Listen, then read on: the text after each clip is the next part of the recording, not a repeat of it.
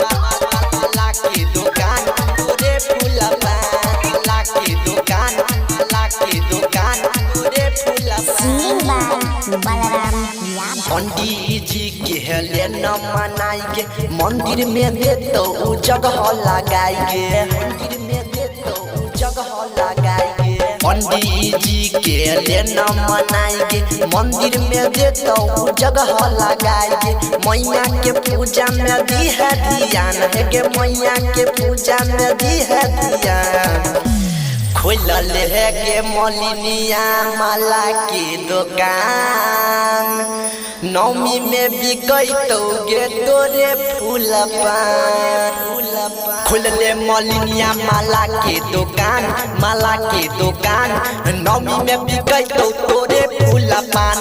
खुलले मलिनिया माला के दुकान नौमी में बिकैतो तोरे फूलपान सुमित सतीश दुकान तोरे फूलपान माला के दुकान तोरे फूलपान सजल छै पंडाल गे पूजा हेतै धूमधाम से भाग जेतै भूतकाल गे मैया के जे नाम से सजल छै पंडाल गे पूजा हेतै धूमधाम से भाग जेतै भूतकाल गे मैया के जे नाम से पंडित जी के छै पहचान गे पंडित जी के छै पहचान खोलले मलिनिया माला के दुकान नौमी में बिकैतो गे तोरे सामान खोलले मलिनिया माला के दुकान नौमी में बिकैतो तोरे फूलपान खोलले मलिनिया माला के दुकान नौमी में बिकैतो तोरे फूलपान सुमित सतीश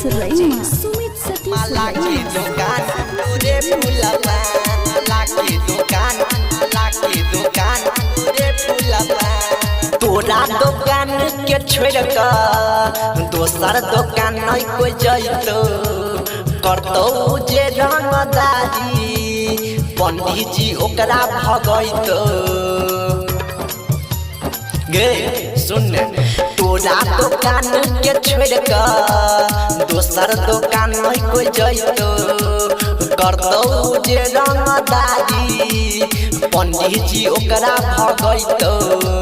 मैया के लेल बलराम दह देते जान हे गे मैया के लेल बलराम दह देते जान